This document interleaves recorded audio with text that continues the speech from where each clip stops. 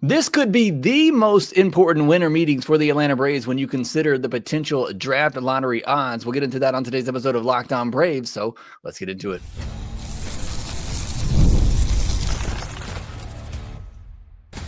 You are Locked On Braves, your daily Atlanta Braves podcast, part of the Locked On Podcast Network, your team every day.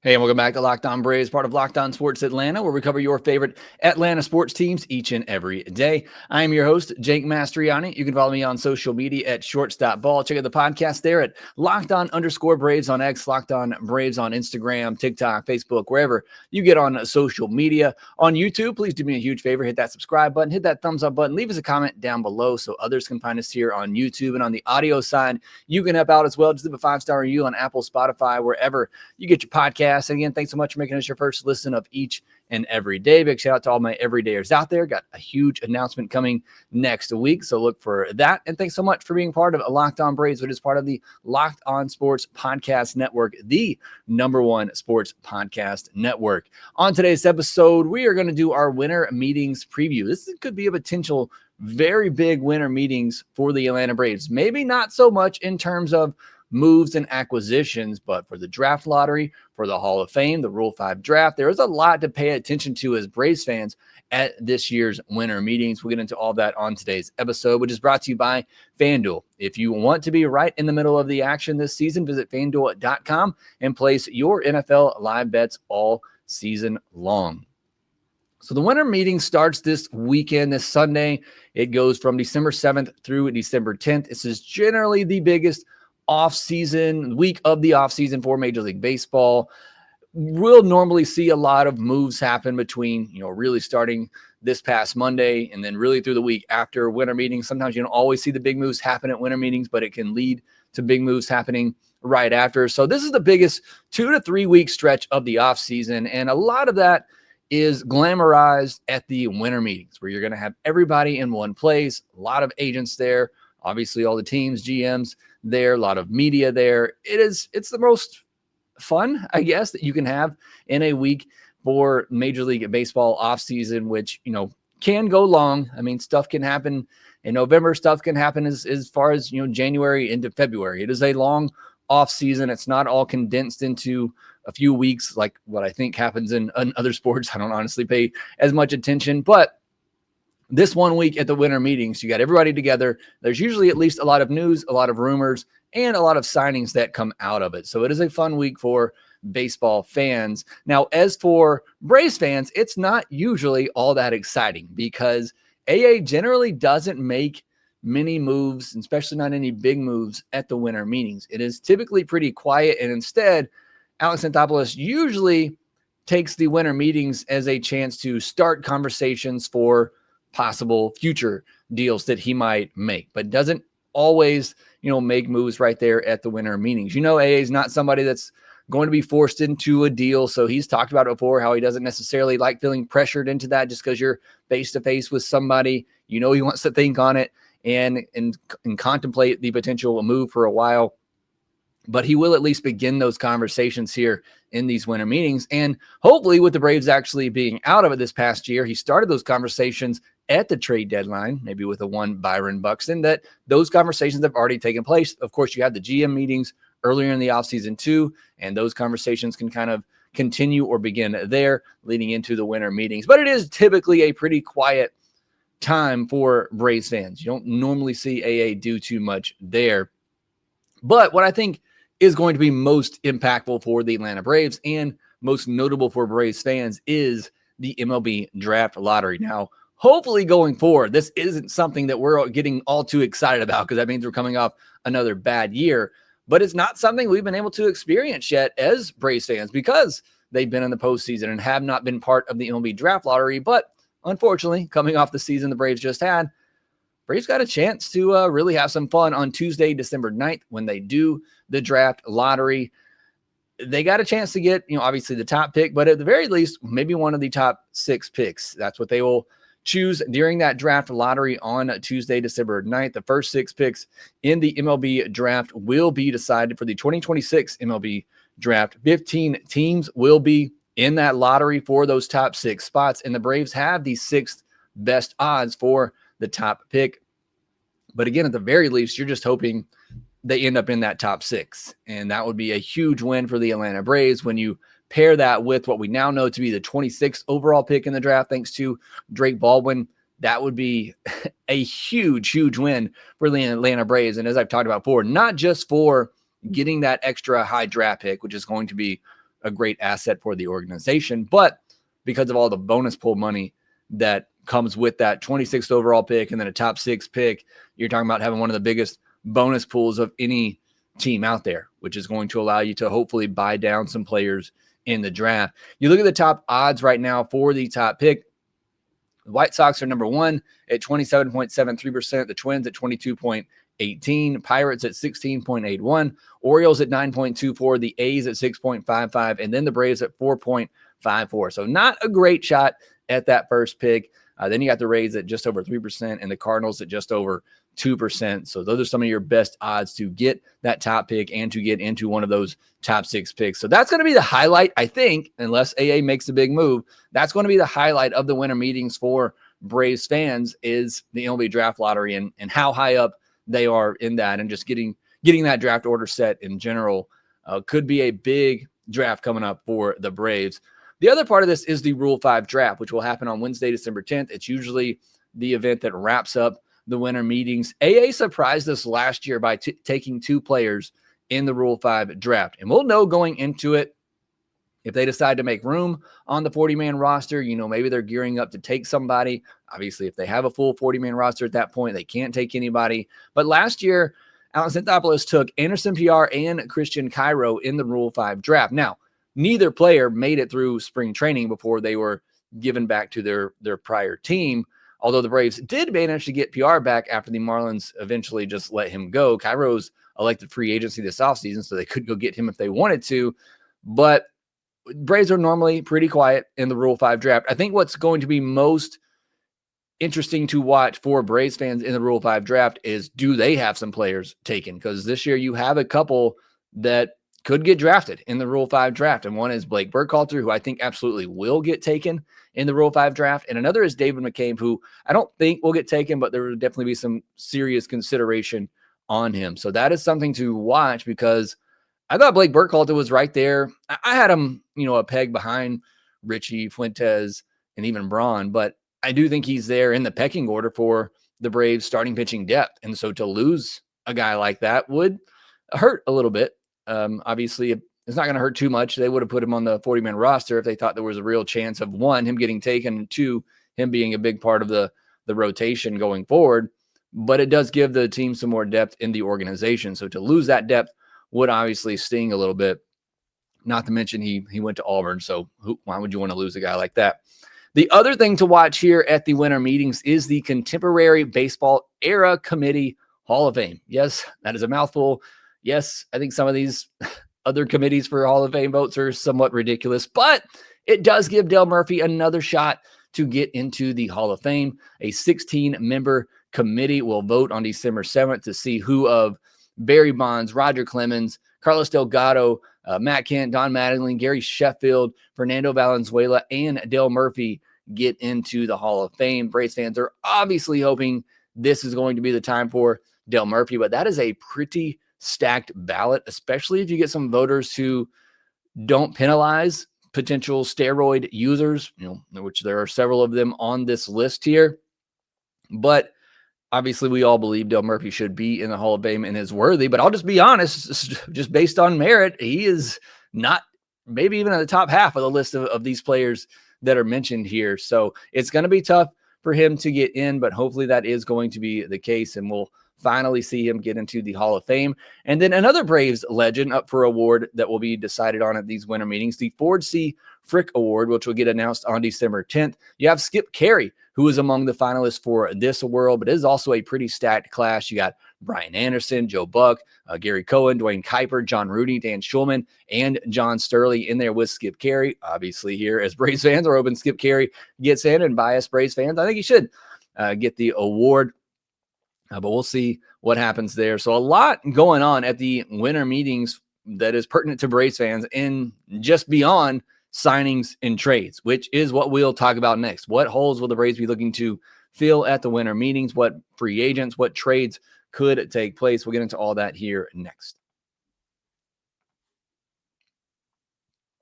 The World Cup is coming back to North America for the first time since 1994, and with 48 teams for the first time ever, it's going to be massive. But let's be honest, getting tickets is usually the hardest part. That's why the Game Time app is clutch, finally giving fans a real advantage when it comes to snagging seats. With Game Time, you can track price drops in real time, get alerts when great seats open, and buy tickets the moment they hit the app. It puts the power back in your hands and makes going to the World Cup realistic instead of impossible.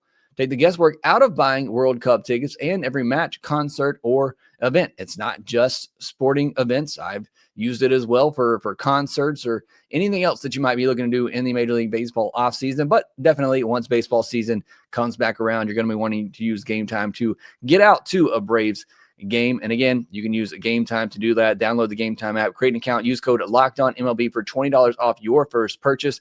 Terms apply. Again, download the app, make an account, and use code LOCKEDONMLB for $20 off. Just swipe, tap, ticket, go. Game Time.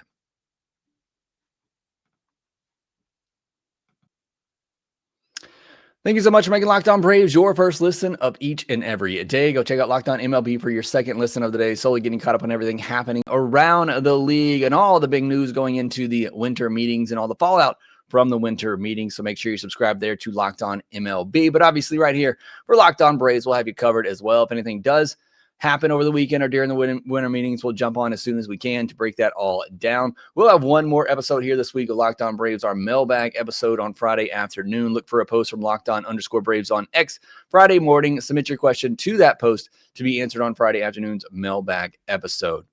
Getting back into our winter meetings preview here and looking at what the Braves have left to do this offseason. Obviously, they have taken care of the closer role with Raisel Iglesias. They have potentially taken care of the shortstop role with Mauricio Dubon, although we're still hoping they shoot an aim a little bit higher than that.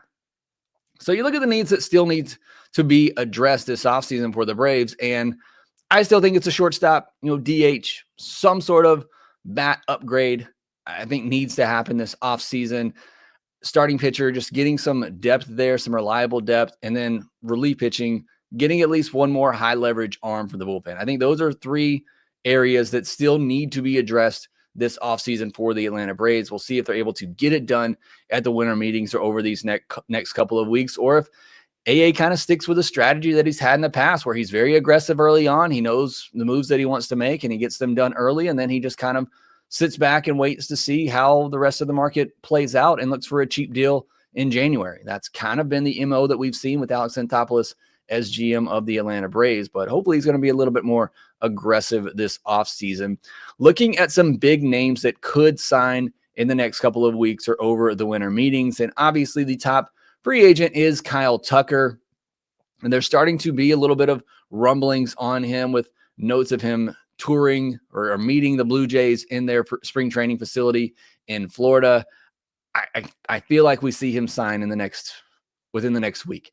Maybe not at the winter meetings, but I think within the next week we see Kyle Tucker sign. That's going to be the first big domino off the board, and you're going to see things trickle down from that. We'll see if the Blue Jays sign him. If they do, then maybe they don't sign this next guy in Bichette, which we've heard very little about so far. And maybe that's because teams are trying to determine, is he a shortstop long-term? And if he's not, then what is his value? There's some indication that maybe he's looking for a deal similar to what Willy Adames got last offseason, which was 7 years, $182 million. I've seen reports of him potentially getting even 8 years, around $200 million. But I think teams got to be very honest and realistic before they give him that type of money. Can he stick at shortstop long-term? Because that value is a little bit lower if you're a second baseman. But obviously with his bat, I don't think you're going to concern yourself too much with that, and he's going to get paid either way. But have not heard a ton of talk about Bichette. The only thing I've really heard so far is that apparently he's going to play for Team Brazil in the World Baseball Classic, which would be fun. I can't wait for that to happen. It gives us a little bit something more to get excited about before the actual season starts. But Kyle Tucker, I think he signs in the next week and a half. I don't know about Bichette. His market could go on a little bit longer. But like I said, with Tucker, having interest from the Blue Jays. Blue Jays already making some big signings. You wonder if they can afford to do both of those. So if they do sign Kyle Tucker, where does Bichette go? Or are the Blue Jays just spinning like that? They got that taste of that World Series. They were so close, and now it feels like they're doing everything they can to get back there and finish the job. I'm curious to see what happens with these Japanese players. Obviously, they are on a deadline for where they have to sign and where their posting date. None of those are coming up too quickly. I think by the end of the month, but be interested to see if any of those guys sign. Murakami, Amai, we are hearing a little bit. I think the Cubs, Yankees, Mets, they got all the teams that you would typically see be in on those guys. Those are some of the teams that were rumored to be in on Amai, but we'll see if any of those Japanese players sign. Alex Bregman, haven't heard much, although just before I jumped on, there was a report that the Cubs, if they were to lose out on Kyle Tucker, that they might pivot to a guy like Alex Bregman. But other than that, haven't heard much on Bregman this offseason. Framber Valdez, after the Cease signing, you kind of felt like the market was set for Valdez. And I think it is. He'll maybe get a little bit less than that, but it'll be in that same ballpark. So he's somebody that it wouldn't surprise me either if he signs here pretty quickly now that Cease is off the board, and especially if Amai then comes off the board as well. I think Cody Bellinger's market's probably waiting for Kyle Tucker. I think teams that missed out on Kyle Tucker could potentially go after Cody Bellinger, although I think he's just going back to New York anyway. I don't know how they could let him go after the season that he had with them. Kyle Schwarber, a lot of smoke around Schwarber in the Cincinnati Reds here, which I would love to see. I would love to see him go to that ballpark in Cincinnati, get him out of the NL East. I think that would be really, really awesome for the Braves fans, but also just awesome for baseball in general to see Kyle Schwarber hit some tanks in that stadium. At the very least, hopefully the Reds are going to drive up the price for the Phillies. And it's just fun to see the Reds are in on a big-time free agent. So we'll see what happens with Kyle Schwarber, but there has been a lot of talk of him lately, so hopefully he's getting close to signing. I'm interested to see what happens with Edwin Diaz. After the Mets signed Devin Williams, so they doubled down and give Edwin Diaz $80 to $100 million, something like that, as I think what Edwin Diaz could get. Where does he go if he doesn't go back to the Mets? Do they pivot and maybe try to get a Robert Suarez too for the back of the bullpen? So there's still some really good relievers out there on the market. And then I think there's that second tier of pitchers that are probably waiting on Framber, waiting on Amai to sign. You got Ranger Suarez, Michael King, Zach Gallen. It feels like that group is kind of just in a holding status right now until some of those other guys sign. Some teams to watch for trades at the winter meetings. The Twins. Obviously, we've talked a lot about the Twins and Byron Buxton, Joe Ryan, Lopez. They certainly could be a big factor this offseason of the Twins and what they ultimately end up doing. And you feel like if they trade one of these guys, they got to trade all of them. And maybe not right now, maybe not this offseason, but you do feel like if they're going to tear it down, these three guys have to go. So that'll be very interesting to watch if one leads to another. The Brewers are an interesting team to watch. Unfortunately for their fans, the team ownership says that the budget is tight, which I don't understand. But Peralta, Woodruff, maybe Yelich, you could see maybe one of them get moved. The Cardinals, even after trading Sonny Gray, you could see them ship off Brendan Donovan. He's been a hot name this offseason already. A lot of teams interested in him. Maybe Nolan Gorman is a big left-handed power bat. Jojo Romero, a really good reliever that I've talked about a lot for the Braves. Honestly, I would love if the Braves just went and traded for Brendan Donovan and Jojo Romero. I would be really happy with that type of offseason.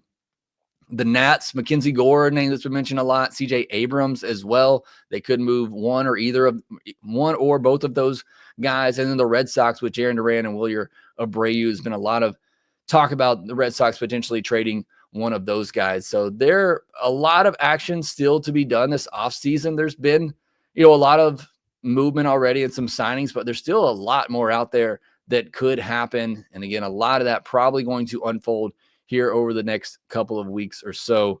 PJ's Braves says the Braves do nothing of note. Give Hector Neris another shot. I hope that's not the case. Jason Watson says the Braves get Byron and Buxton from the Twins for less than we thought. Richie, Caminiti, and Alvarez. That'd be a pretty big package right there if it's Richie and Caminiti in that deal. That's about what I said yesterday.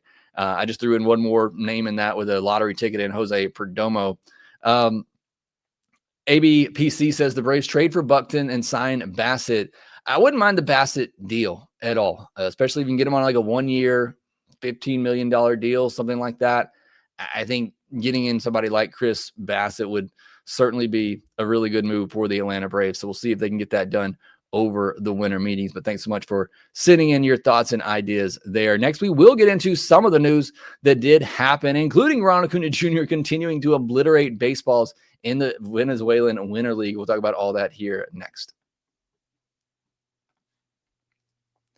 NFL Sundays move fast, one big play, and suddenly everything feels different. That's why making live betting with FanDuel is so exciting. You're not just watching the game, you're reacting to it in real time. With FanDuel, you can place bets as the action unfolds, every drive, every momentum swing, every highlight moment. Live betting is best when the game starts to shift, a receiver gets hot, a defense tightens up, or the momentum flips after a turnover. FanDuel lets you jump into the moment with live spreads and money lines adjusting instantly. And you can see that right now with NBA, NFL, college football, college basketball, NHL, all those sports in action right now. But if you're like me and you're just sitting around waiting for the Major League Baseball season, they have futures odds out there as well. The Braves World Series odds are down to 1,900. They've been at 2,000 ever since the offseason began. So a little bit of a momentum there for the Atlanta Braves World Series odds. You can check all that out at FanDuel.com. Also, please make sure you visit FanDuel.com/playsafe for tools and resources to help you stay in control of the way you play. So if you want to be right in the middle of the action this season, visit FanDuel.com and place your NFL live bets all season long. FanDuel, the game moves fast, and so can you.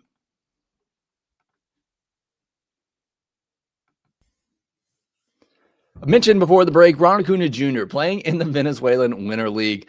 Not sure how you feel about that, but I am glad that even in the winter now, we're getting Ronald Acuña Jr. highlights, and he destroyed a baseball the other night, straightaway center field, over the wall, behind the center field wall. It was just a majestic shot. Really cool to see. He is going off over there, having fun, doing what he loves to do in playing baseball. I'm never going to be mad at somebody for that. Obviously, I really want him to stay healthy, but glad to see him doing what he loves best and doing it really, really well. The Braves did sign another pitcher to a minor league deal. Austin Pope, right-handed pitcher, 27 years old, made his big league debut last year for the Diamondbacks through 2 scoreless innings, has a four-seamer that averaged 94 miles per hour, also throws a slider, curve, and sinker. But pretty impressive strikeout rate in the minor leagues over the last 3 years, 27.6%. So maybe the Braves kind of banking on that. And he has 3 minor league options left under team control for a while, not on the 40-man roster. So some really good depth that you can move around if you need to in Austin Pope. So the Braves continuing to build out that minor league pitching depth. Now, there were a lot of signings, a lot of moves happening over the past week or so, or past couple of days, actually. The Reds signed reliever Emilio Pagan to a 2-year, $20 million deal. I would have loved that deal for the Atlanta Braves. Certainly not too upset about it, but $10 million a year for a guy in Pagan who has been historically a pretty good reliever. There have been some ups and downs, certainly, but then had some good closing experience last year, so could have been a backup closer for you. So a pretty solid deal for him to go back to the Reds, where he did become their closer last year. And as I mentioned earlier, the Reds are also very, very interested in Kyle Schwarber, so we'll see what happens there. World Series hero Miguel Rojas is returning to the Dodgers for 1 more year at $5.5 million before calling it quits. So I know there was some talk early on about the Braves perhaps going and getting a Miggy Rojas for that veteran backup, shortstop, defensive infielder type. He pretty much said he was either coming back to the Dodgers or he was going to retire. So he gets 1 more year with the Dodgers. If I were him, go out the way that he did. I don't know that he necessarily needs the money, but it is $5.5 million. So that could certainly persuade me, but certainly seemed like a great way to go out if you're Miguel Rojas. But 1 more year back with the Dodgers. The Rays signed Cedric Mullins for 1 year, $7 million. There were some Braves fans maybe wanted to bring Cedric Mullins back to Atlanta. I just never really thought it was a good fit with him being. I would have liked the center field aspect of it to back up Michael Harris. Both of them, being lefties, it just never made sense. But I do like that type of deal. That 1 year, $7 million. That's kind of what I'd be looking for if they don't get the big bat, but get an outfield type like Cedric Mullins, a platoon type, can do some different things for you, especially if they can play center field, and get them for that $7 million a year type of deal.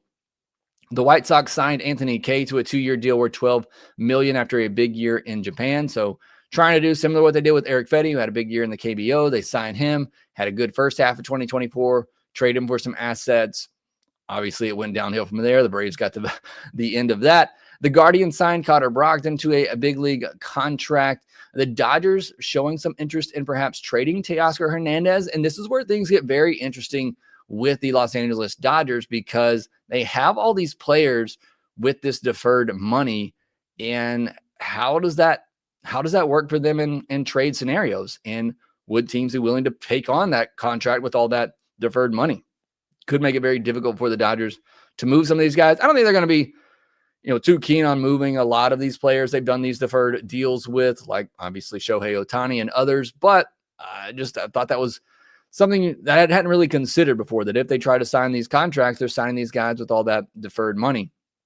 The Giants hired Ron Washington as their infield coach. That really hurt me in the feelings when I saw that, because I've talked about the fact that I don't know who's coaching the Braves infield of all these coaches that they brought in, and I would have loved for it to have been Ron Washington. I don't know why it wasn't Ron Washington, but he is going to the Giants to be their infield coach. So certainly wish Wash all the best, and most of all, hope that his health is under control there and he can get back to doing what he loves in coaching baseball. And then I mentioned earlier, Kyle Tucker visiting the Blue Jays facility down there in spring training in Dunedin. So we'll see if Kyle Tucker's getting closer and closer to signing. A lot of news, a lot of rumors going to be popping up here over the next week or so. Again, make sure you subscribe here to Locked On Braves. Be covering all of that. We'll have our mailbag episode on Friday afternoon. Get your questions ready to submit for that podcast to be answered there. If you haven't already, hit that subscribe button, hit that thumbs up button, leave me a comment down below. Going to be a big week, 2 weeks of a lot of baseball moves and transactions. We are hoping the Atlanta Braves are going to be some part of that, if not a big part of that, over the next couple of weeks. But as I mentioned in the first segment, the winter meetings, a lot to happen here for the Atlanta Braves in terms of the MLB Draft Lottery, the Hall of Fame, Ford C. Frick Award, the Rule 5 Draft. A lot to be paying attention to next week at the winter meetings, and I'll have it all covered for you here at Locked On Braves. So make sure that you rate, review, and subscribe to the Locked On Braves podcast wherever you get your podcast, and we will talk to you next time.